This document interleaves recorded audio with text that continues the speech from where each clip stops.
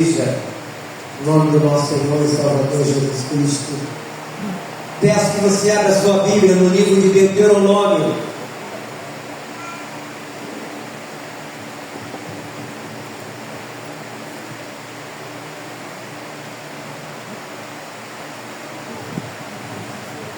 Velho Testamento, a partir do capítulo de número 6. Quero falar da grandeza de Deus nessa noite.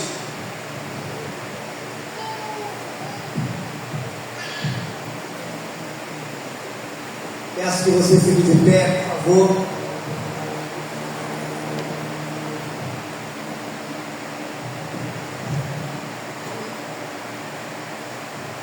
Eu vou ler a partir do versículo de número 4.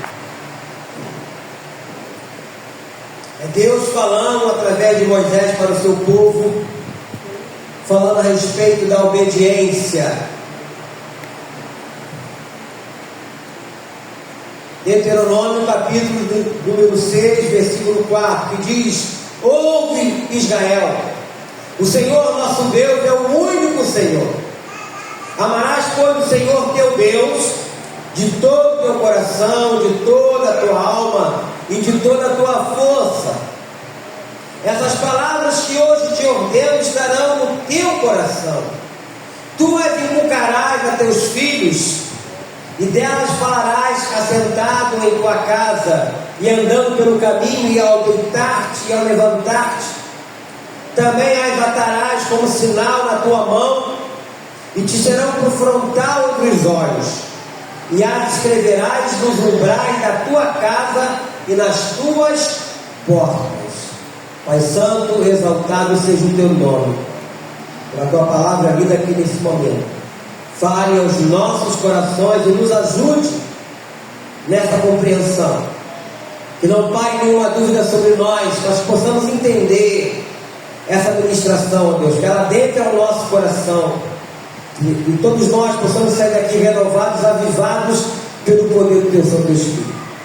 Me coloco nessa brecha como teu arauto, que eu não acrescente nada e não tire nada do que está escrito aqui, Deus. Mas tudo que eu falar e fizer, seja para a honra e glória do nome santo do nosso Senhor e Salvador Jesus Cristo, e que Deus, amém. Podem sentar. Deixa eu olhar aqui a palavra.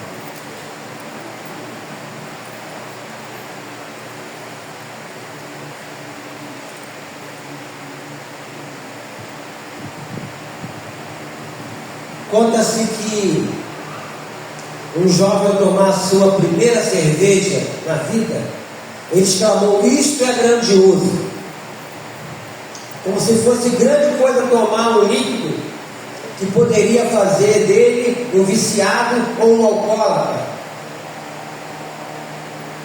Grandeza, meus irmãos, é a qualidade daquilo que é grande, que é magnífico. Ou seja, o ser humano deseja ser grande e superior aos outros. Isso existe em toda a carreira profissional. É muito triste quando as pessoas elas não engrandecem a Deus. Hoje nós sabemos que existem prêmios, né? Prêmio Nobel da Paz, prêmio para o camarada que se destacou na área da saúde, vai por aí afora.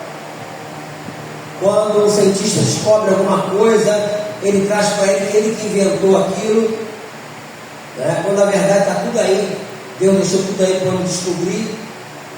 Mas enfim, então o ser humano é assim mesmo. E aqueles que pensam poder alcançar a grandeza por meio de dinheiro, de estudos, de uma posição, ou mesmo até da bebida. Nos dias de Jesus, os fariseus e saduceus estavam sempre disputando a grandeza. E o Senhor mostrou a eles que o importante mesmo é o amor ao único Deus. E a lei era clara em declarar que há um só Senhor, que Ele é o único Deus. Nós lemos aqui nesse primeiro detalhe, nesse primeiro trecho aqui de Deuteronômio, capítulo 6, de versículos 4 ao versículo 9. Hoje ensina-se muitas crianças, e não é errado não, hein? A cuidar da natureza, né? Importante isso. Eu me lembro quando eu era criança, e na escola nós aprendíamos sobre isso, né? E ali teve uma experiência muito agradável, que foi colocar, não sei se alguém aqui antigamente passou por isso, dentro de um copinho, você colocar algodão molhado e colocar um feijãozinho, não é assim? Quem passou por isso? Aí o feijão brotava, aí ficava, meu Deus, que coisa maravilhosa, né? Ciência, né? E a gente ficava maravilhado de ver essas coisas. Isso não é ruim não, é bom ensinar que a criança conheça isso. O problema não é esse. O problema é que as pessoas hoje adoram até a própria natureza, em vez de adorar o Criador da natureza, né? Há muitos que fazem isso. Em vez de adorar o Criador da natureza, eles adoram as coisas que Deus criou. E aqui é muito claro, Deus falando para esse povo, até então um povo separado dele, como hoje somos nós. Ouve, Israel, o Senhor nosso Deus é o único, Senhor, o único. Não existe outro. Os demais não são Deus, são falsos deuses com letra minúscula. Primeiro, são passageiros e são finitos. O nosso Deus é infinito. Antes que existisse as coisas, os planetas, Deus já existia. Ele já existia. E a grandeza, meus irmãos, do cristão está em entender claramente que esse Deus se revelou em Jesus Cristo, que marcou a presença do Deus único e verdadeiro entre os homens, quando ele veio aqui. E através de Jesus Cristo você pode ter um relacionamento também único com o Deus, Supremo Criador e Sustentador do Universo. Eu já disse algumas vezes, quando nós falamos do nascimento de Jesus, ele como bebê ali naquela manjedoura, naquele berço e com aquelas palhas ali em volta, com toda a fragilidade de uma criança, de um bebê, ele sustentava esse planeta através do seu poder, porque ali era o Deus encarnado. O texto de hoje é um alerta contra a idolatria. As pessoas estão adorando muitas coisas. Muitas pessoas querem ver e apalpar para crer. Porque afinal de contas o ser humano ele é emblemático, ele quer ver as coisas, ele quer pegar. Você vem de longe, tem muitos lugares que colocam coisa lá para as pessoas pegarem, vendem aquelas coisas, e as pessoas levam para casa, botam embaixo do travesseiro. Não. Mas na época de Jesus também teve isso. Um dos seus discípulos, chamado Tomé, quando ele viu Jesus, quando os discípulos falaram que tinham visto Jesus, ele falou: você não vê um buraco na mão dele, nem no lado dele. Uma semana depois, Jesus apareceu no meio deles de novo e Tomé estava lá. Jesus falou: vem cá, Tomé, bota o teu dedo aqui. Fica aqui do meu lado aqui. E ele ficou: meu Senhor, porque tu me viste e creste, bem-aventurado aqueles que não viram e creram. Quando nós exercitamos a nossa fé, é dessa forma. Não é o que diz lá em Hebreus capítulo 11, versículo 1 diante. O que é que diz? A fé é a certeza de coisas que se esperam, é a convicção de fatos que não se veem. E no versículo 6 fala: sem fé é impossível agradar a Deus. Então nós não precisamos apalpar nada, pegar nada. Não precisamos disso. Hoje as pessoas querem pegar, apalpar, querem levar, pendurar na parede, querem carregar, né? O nosso não precisa disso. É o contrário. O nosso é que nos carrega. O nosso é aquele que diz lá em Isaías 41, versículo de número 13, que diz que ele nos segura pela nossa mão direita e nos diz: não temas, que eu te ajudo. Esse é o nosso. Esse é o nosso Deus. Os outros têm que ser carregados. Se cair, quebrar, tem que mandar fazer o outro ainda. O nosso não.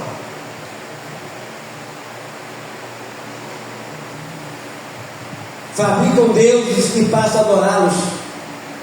E assim eles tomam o lugar do Deus único e verdadeiro, revelado em Jesus Cristo.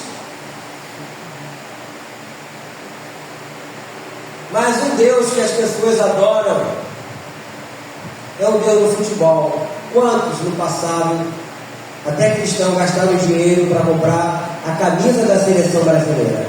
E andaram com a camisa da seleção brasileira com peito estufado, essa minha aqui é original.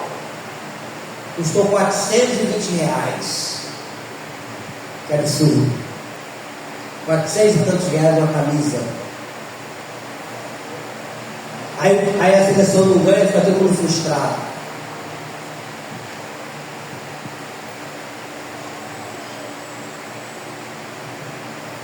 São esses falsos deuses, meus irmãos, que se tornam grandes e quando se infiltram sorrateiramente na vida de uma pessoa, passa a dividir um lugar que pertence somente a Jesus.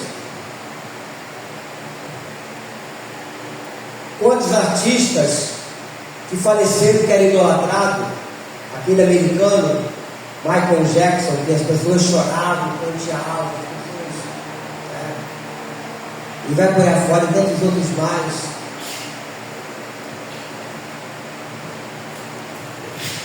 A honra ante Jesus é dada a esses deuses. O ídolo, por mais bonito que seja, tem que ser colocado de lado para que Cristo reine supremo, sem nenhum concorrente. Lá era o Deus Criador com aquele povo, o Deus que havia tirado eles do Egito, e eles viram os milagres, né, das pragas, culminando com o sacrifício do cordeiro e o sangue colocado nos umbrais da porta. E o anjo da morte passou, onde estava o sangue, novo mortandade, mas onde não tinha o sangue, morreu com vários primogênitos lá dos egípcios. E o povo saiu. Faraó se arrepende de liberar o povo, manda buscá-los e eles ficam numa encruzilhada. Se ficassem parados, eram resgatados, trazidos de volta para o Egito. Se fosse para frente, estava lá o Mar Vermelho. Mas Deus fala para Moisés: toca nas águas. E Moisés tocou nas águas, e o mar se abriu e o povo passou. E todo mundo conhece a história. No deserto, mais de 1 milhão de pessoas naquele deserto. Não tinha como plantar, não tinha como colher, porque eles tinham que caminhar. Eu mandava a comida do céu, que chamavam de maná, que era uma farinha que eles tinham que recolher na parte da manhã. Quantidade de pessoas dentro de casa era para aquela quantidade, não podiam guardar. Se guardasse, estava bicho. E aconteceu isso. Água. Durante 40 anos, eles foram provados lá, naquele deserto, Deus sustentando aquele povo. Mas mesmo assim, eles tinham saudade do Egito, como se fosse no dia de hoje. Tem gente que tem saudade do mundo. Eu fico imaginando esses crentes meia boca, que ficam olhando essas coisas na televisão para o carnaval, e ficam ali. Eu fico imaginando. Saudade do mundo, porque pelo menos lá no mundo eu podia estar brincando lá no carnaval, podia estar lá falando.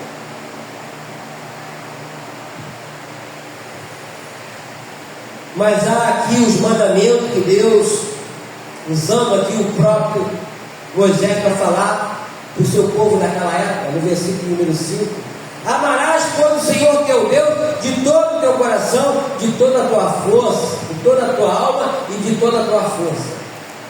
O que quer dizer isso? Eu não posso colocar outro Deus, outra coisa a não ser Deus. Eu não posso ter uma vida dupla. Eu tenho que amar esse Deus de todo o coração. E eu tenho que estar sempre pedindo a Deus isso. Porque nós somos pessoas tendenciosas a nos afastarmos de Deus, a gostarmos das coisas mais fáceis e aceitarmos os argumentos filosóficos, os argumentos de até falsos profetas, falsos teólogos que estão por aí à torta direita, principalmente na internet, prestando um mau serviço ao Evangelho. A partir do momento que eu me proponho a isso, de amar somente a Deus de todo o meu coração, aqui é muito claro, tem que ser de todo. E ele continua no versículo 6: estas palavras que hoje te ordeno estarão no teu coração. É você, Senhor, marca o meu coração. Quando a gente vai lá para o livro de Provérbios, capítulo 3, está registrado Salomão falando: filho meu, não te esqueças dos meus ensinos, escreva-as, atas ao teu pescoço, escreva-as na tábua do teu coração. Provérbios, capítulo 3. Para que isso? Para não se esquecer, para não esquecer. Quando nós participamos da mesa, da ceia do Senhor, é para não nos esquecermos do que Ele fez por nós na cruz, lembrarmos da sua morte, para não esquecer, porque senão a gente vai esquecer.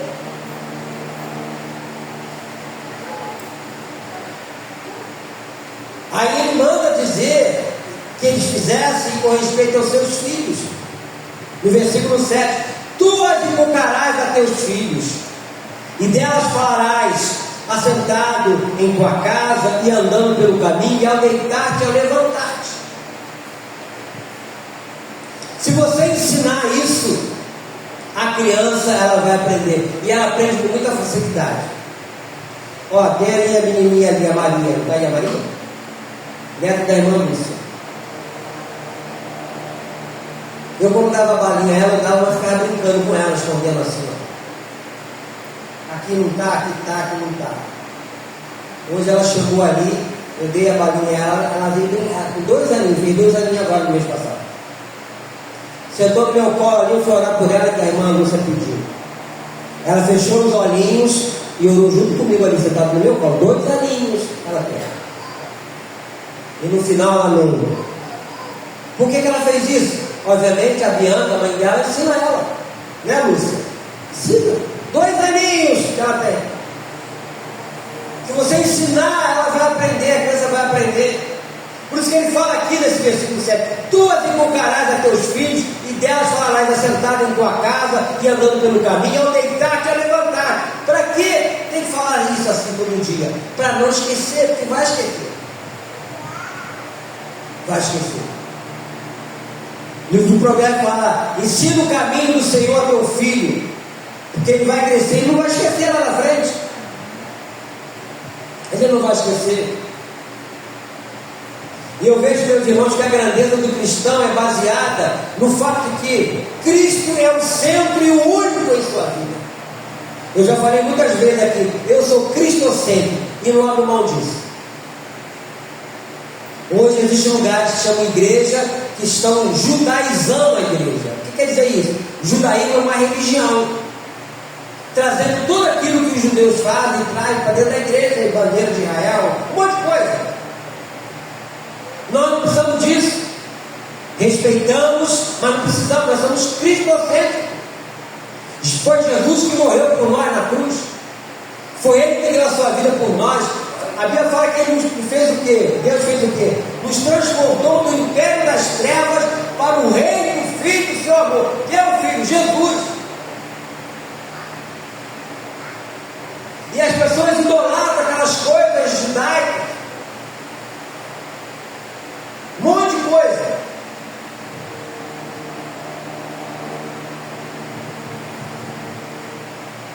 A grandeza, meus irmãos, não está em você possuir muito ou pouco. Estudo ou posição. A grandeza está em você adorar o único Deus vivo e verdadeiro. No versículo 8 fala: também as atarás como sinal na tua mão e te serão por frontal entre os olhos. Olha só aqui. E as escreverás nos umbrais da tua casa e nas tuas portas. Não existia a tecnologia que existe hoje. Então o que eles tinham que fazer era exatamente isso. Pula para o versículo 12. nesse mesmo capítulo 6 aí de Deuteronômio.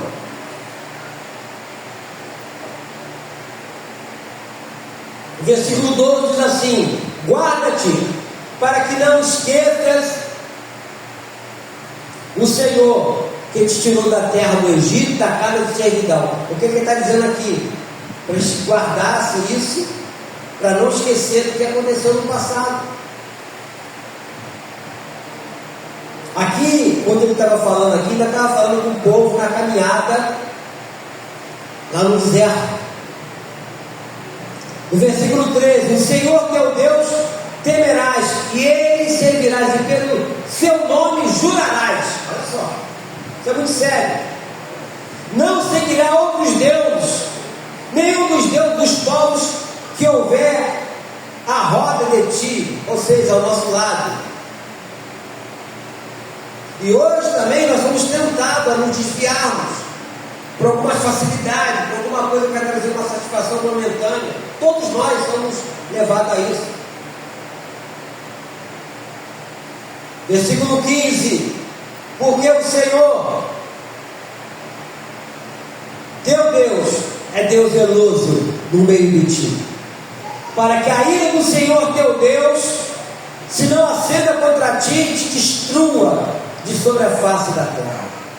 Não tentará o Senhor teu Deus como tentaste em Massá. Diligentemente guardarás os mandamentos do Senhor teu Deus, e os seus testemunhos e os seus estatutos que te ordenou. Farás o que é reto e bom aos olhos do Senhor, para que bem te suceda, e entres e possuas a boa terra, a qual o Senhor, sob juramento, prometeu dar a teus pais.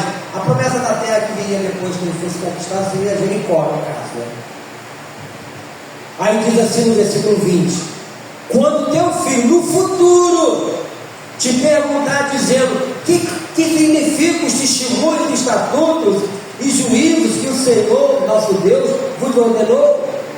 Então dirás a teu filho: éramos servos de Faraó no Egito, porém o Senhor de lá nos tirou com poderosa mão. Aleluia. A nossa experiência pessoal com Deus, ela tem que reverberar na vida daqueles que virão após. Os mais novos, sejam nossos filhos, nossos netos, bisnetos, se assim Deus o desejar. Através da nossa experiência com Deus, nós vamos estar falando para eles dessas verdades. Todos nós em Cristo já tivemos alguma experiência, eu tive várias experiências pessoais com Deus. E as experiências pessoais é única, porque é sua. Daquilo que Deus fez ou daquilo que Deus está fazendo. E é muito bom nós ouvirmos pessoas que servem a Deus e têm essas experiências com o Senhor. Você será grande, meu irmão, minha irmã, se você adorar ao único Deus revelado em Jesus, e se o amar e viver segundo o seu caminho. Não é segundo o que eu acho, não é segundo o que eu penso, não é segundo, isso não tem nada a ver, é segundo o que diz as Escrituras. É o que está escrito aqui. E aqui, quando ele fala: dirás a teu filho, éramos servos de Faraó no Egito, porém o Senhor de lá nos tirou com poderosa mão. No 22: aos nossos olhos fez o Senhor sinais e maravilhas grandes e terríveis contra o Egito e contra Faraó e toda a sua casa. E dali nos tirou para nos levar e nos dar a terra que sob juramento prometeu aos nossos pais. O Senhor nos ordenou cumpríssemos todos esses estatutos e temêssemos o Senhor nosso Deus para o nosso perpétuo, para o nosso perpétuo bem. para nos guardar em vida, como tem feito até hoje. Será por nós justiça quando tivermos cuidado de cumprir todos esses mandamentos perante o Senhor, nosso Deus, como nos tem ordenado. Ou seja, tinha que passar de pai para filho essas ordenanças. Obviamente não seria aquilo violento, mas de uma maneira amorosa, e falar: olha, aconteceu isso no ano passado, Deus me libertou disso, Deus me livrou disso. Ontem eu vi um testemunho de uma irmã, estava me dizendo uma situação que ela viveu e passou, dentro de uma cirurgia, ela fez, e aí ela disse para mim: olha, eu vi um anjo em pé do meu lado, e aquele clarão, ela falou que ficou na mesma cirurgia 12 horas. Teve uma complicação, ela falou: ó, eu não morri porque Deus não quis. Eu falei: acredito, porque essas experiências são pessoais. Ela falou: mesmo como eu ouvia as pessoas não podiam falar com as pessoas. E foi muito maravilhoso naquele momento ali ver aquela situação, aquele brilho. Eu falei: louvado seja o nome do Senhor por isso. Louvado seja o nome do Senhor por isso. Porque se nós estamos aqui, irmãos, todos nós, porque Deus tem nos guardado, tenha certeza disso. Quantas pessoas na época da pandemia não sobreviveram? Aprove a Deus nos guardar e nos proteger e nos livrar daquele mal. Aprove a Deus. Os nossos dias estão contados no calendário divino. Tenha certeza disso. Tenha certeza disso. No calendário divino, nossos dias estão contados. E Ele, só Ele, é que vai dizer: sobe ou fica. Então, a vida é grandiosa quando é guiada pelo Senhor. Isso é grandeza, porque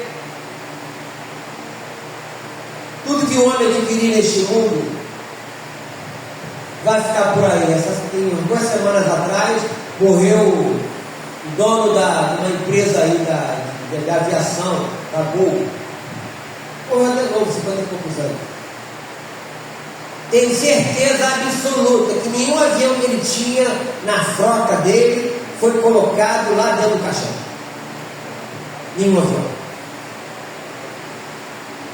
Quem vai cuidar daquilo para frente deve ser os filhos, os parentes, sei lá quem. E é assim a vida. Ter muitas coisas não quer dizer que você é grande. Hoje, ser grande, no meu entendimento, é você fazer o que está escrito aqui nesse capítulo 6, no versículo 5. Amarás, pois, o Senhor teu Deus de todo o teu coração, de toda a tua alma e de toda a tua força. Isso é grandeza. Você está amando o Criador de tudo e de todos. Isso é grandeza. É você ter a certeza que você não serve ao Deus morto, mas um Deus vivo. Você tem certeza que o Deus que você serve não sei que ser trocado de um móvel para o outro, não vai limpar, tirar a poeira. E quando pega aquela peça, tem que ter o maior cuidado para não deixar cair, porque se cair vai quebrar. Esse não é o nosso Deus. O nosso Deus é aquele que diz, como já falei várias vezes, está registrado em Hebreus capítulo de número 13, versículo de número 5. Nunca te deixarei, nunca, jamais te abandonarei. Esse é o nosso Deus. Está registrado também lá em Mateus 28, 20. E estarei convosco todos os dias até a consumação do século. Está escrito. Nosso Deus é um Deus de promessas. Ser grande é isso, você reconhecer essa grandeza de Deus, se colocar na posição de humildade e falar: Senhor, tem misericórdia de mim. Tem uma passagem no livro de Mateus, Jesus estava, aí estava o fariseu publicano, e o fariseu se engrandecendo: Senhor, eu dou dízimo disso, daquilo outro, eu não faço como aquele ali. O publicano só falou isso: Senhor, ser propício a mim, pecador. O que Jesus falou? A oração dele foi justificada, porque ele reconheceu a sua pequenez, é assim. Ele só falou: ser propício a mim, pecador. O outro estava se exaltando porque fazia isso, fazia aquilo outro. E as pessoas hoje se exaltam. Mas nós estamos vendo aqui, ó, meus irmãos, toda uma relação daquelas coisas que Deus quer que façamos. Eu queria que você pulasse agora aí, fosse no livro dos Salmos. Salmo 119. Salmo de número 119. Fique tranquilo, eu não vou ler o salmo todo.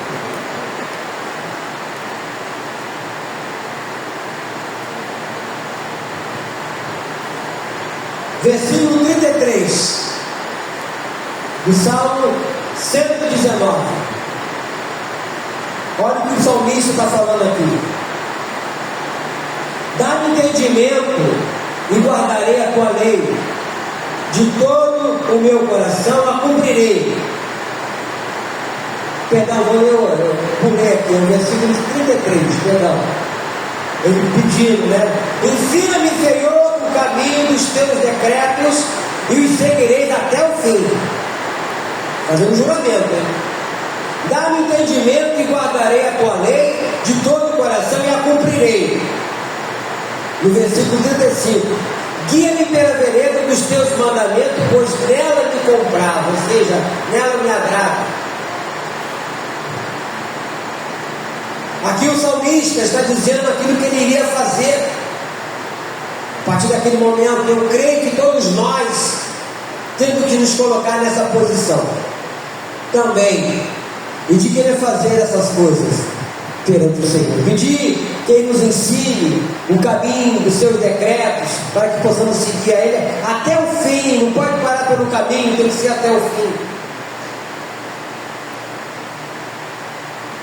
Dá-me entendimento, ou seja, compreensão, e guardarei a tua lei, e de todo o coração a cumprirei. Ele está pedindo, ele está sendo humilde, esse salmista aqui. Ele está sendo humilde, ele está pedindo coisas que ele sabe que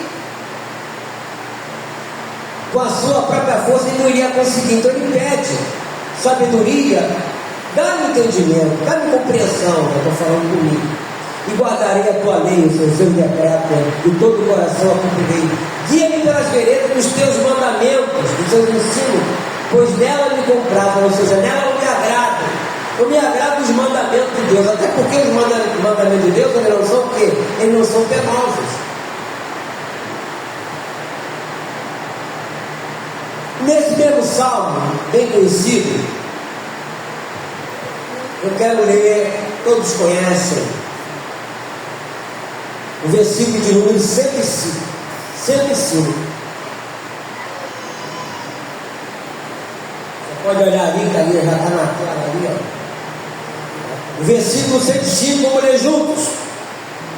Lâmpada para os meus pés é a tua palavra, e luz para os meus caminhos. Nós temos que ter isso gravado dentro de nós. Por isso que nós temos o texto lá de Deuteronômio 6, a partir do versículo 4, eles tinham que gravar. Hoje nós temos possibilidade de gravar no computador, no celular. Não existia isso naquela época. Então, as ferramentas que eles tinham era gravar, escrever lá nos umbrais da porta, no dorso da mão, aqui em cima, aqui embaixo, entre os olhos. para se lembrarem sempre, não esquecer daquilo que Deus havia falado e prometido a esse povo. Hoje, meus irmãos, nós somos o Israel de Deus. O povo separado, como eles lá eram o povo separado dos outros povos, hoje nós somos o povo separado de Deus. O povo lavado e remido pelo sangue de Jesus. E como povo de Deus, temos que nos apegar a essas verdades e pedir: Senhor, tenha misericórdia para que eu não me afaste das tuas verdades. Me ajude, Deus, para que eu possa ir até o fim. Você pode fazer a sua oração usando as próprias palavras de Deus, fazer como fez o apóstolo Paulo, quando ele disse lá em 2 Timóteo capítulo 4: combati o bom combate, completei a carreira e guardei a fé. Ou seja, esses três pilares. Quando ele fala combati um bom combate, ele está falando das provações, da dificuldade que obviamente surgiu na vida dele. Só ler a história, você vai ver. E já estava no final da vida, ele estava completando a carreira e guardou a fé em Jesus. Por isso que lá em Mateus, eu já falei aqui, Mateus 24, 13 fala que aquele que perseverar até o fim, esse será salvo. Tem que ser até o fim. Mas durante essa nossa jornada, essa nossa peregrinação, porque esse povo estava peregrinando também, vai acontecer situações difíceis para que possamos resolvê-las. Vamos ter problemas, dificuldades. No meio do caminho vai aparecer uma doença, e segundo a misericórdia de Deus, Ele pode curar ou não. Se Ele vai curar ou não, é problema dele. Mas nós vamos pedir para que Ele cure. Mas com doença ou sem doença, nós temos que ir até o fim. Nós não podemos desistir. E ensinar os nossos filhos, nossos netos, bisnetos, aqueles sobrinhos, seja lá quem for, e nós orientarmos eles, ajudá-los, na caminhada, na jornada. Porque nós já temos uma maturidade cristã para suportar certas coisas, mas os mais novos não têm tanto assim. Então eles precisam do nosso apoio, eles precisam de uma palavra de ânimo da nossa parte, não é? Eu costumo dizer às irmãs, aos irmãos, que devido ao problema que ele viveu e passou, é a experiência que Deus permitiu que você passasse, para lá na frente você ajudar aquele que está passando de repente uma experiência parecida com a sua, e você falar: não existe não, eu passei por isso também, mas eu estou aqui. A nossa querida irmã Jane, que aqui está há pouco tempo, teve uma experiência dela de internação, de cirurgia, ela no hospital Ebenezer. Mas essa experiência dela não é para ficar triste com Deus, pelo contrário, é saber: poxa, eu voltei. E aí ela vai estar ensinando outras pessoas: olha, eu passei por isso, Deus me ajudou, eu estou aqui. Mas se não estivesse aqui, como diz o próprio apóstolo Paulo, o viver é Cristo e o morrer é lucro. O cristão não perde nada. Nós vivemos para Deus e somos de Deus. Nós não perdemos nada. E Deus quer que todos nós entendamos essas coisas. Possamos ter essas coisas no nosso coração e pedir esse entendimento a Deus, como o salmista pediu aqui. Esse versículo 33: ensina-me, Senhor, o caminho dos teus decretos e os seguirei até o fim. Dá-me entendimento e guardarei a tua lei. De todo o coração a cumprirei. Guia-me pela vereda dos teus mandamentos, pois nela me compraz, ou seja, nela me agrado. Eu me agrado com a Bíblia. Senão eu compro uma Bíblia maior, agora com uma Bíblia, cuidado comigo. Compro uma Bíblia maior, porque ele vai chegando, vai ficando chegando menos, a letra é bem grande aqui, né?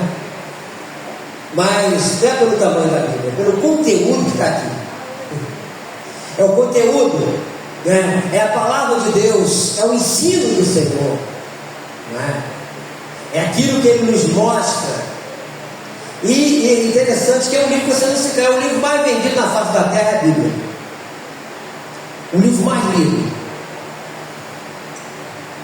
Porque a Bíblia não tem a palavra de Deus. A Bíblia é a palavra de Deus. Esse nome Bíblia vem de biblioteca, né? Porque são 39 livros no Velho Testamento e 27 no Novo. Aí faz esse conjunto de livros. E todos eles, de Gênesis e Apocalipse, tudo que foi escrito aqui foi inspirado por Deus. O homem só escreveu aquilo que Deus quis que ele escrevesse. Então, e detalhe, como eu já falei várias vezes aqui na igreja, qualquer livro que você comprar, o livro que estiver vendendo aí pra caramba, best-seller, não importa, o autor vai estar lá na livraria tal, no lugar tal, no shopping tal. Você vai lá, entra na compra o livro, entra na fila para receber dele o que? Um autógrafo, não é assim? Aí você sai de lá e puxa vida, puxa, comprei esse livro, autógrafo do autor. Esse aqui, quando você compra esse livro aqui chamado de Bíblia, o autor vai com você para casa, sabia disso? O único livro que você compra que o autor vai contigo para casa é a Bíblia. Aquele lá do shopping, da livraria, o autor vai ficar lá. Você só vai levar para casa a assinatura dele, o autógrafo dele lá. Esse aqui não, esse aqui o autor vai junto. Porque é a promessa dele, como eu falei aqui. Mateus 28, 20. E eu estarei convosco todos os dias, até a consumação do século. Esse é o nosso Deus vivo e verdadeiro, meu irmão, minha irmã. Que você não permita que nada nesse mundo que esteja acontecendo aí fora venha te afastar da presença de Deus. Essa festa aí, nós falamos de manhã, as coisas estão sendo feitas que não agradam a Deus, que é o fruto da carne, né? O livro de Gálatas 6, 16 e diante fala sobre isso, nós falamos de manhã. Isso foi trazido da Europa pelos portugueses, colonizadores. A origem do carnaval é pagã, com raízes na celebração greco-romana, com bacanais, danças, inversão social. E vai por aí afora. Mas nós em Cristo, nós somos libertos disso aí. E hoje, liberto em Cristo, eu não posso permitir que essas coisas do passado adentrem novamente na minha vida, na nossa vida. Eu não posso mais, né? No primeiro momento, uma alegria passageira, mas vai chegar a conta. As consequências virão. Mas dia menos dia, dirão, você não vê mesmo no próprio dia. Mas louvado seja o nome do nosso Senhor Jesus Cristo, que diz lá no Salmo 40, que ele fez? Ele nos tirou de um poço de perdição. Essa festa aí é um poço de perdição, é um tremedal de lama. Como eu disse, e o senhor lá no VLT conversando, que ele pegou o metrô lotado e a mulherada tudo pelada lá. As mulheres fedendo, mas fedia muito. Que nojo, vamos falando. Não tinha nem lugar para botar o pé. Mas é assim mesmo, é um poço de perdição de um tremendo de lama. Deus nos tirou disso. E ele fez o quê? Nos colocou sobre uma rocha. A rocha é Deus, Cristo. E colocou aonde? O que nos nossos lábios? Um novo cântico. Aquele cântico lá do passado, essas festas, Deus tirou. Deus limpou. Agora nós temos um novo cântico. Como nós cantamos aquilo, ministrando louvor, adorando o nosso Deus. Agora, nós estamos agora no outro patamar, na família do reino, nos lavados, remidos pelo sangue de Cristo. Algum dia Ele vai dizer para mim e para você, se nós perseverarmos até o fim, servo bom e fiel, entra para o meu descanso. Que você não abandone, meu irmão.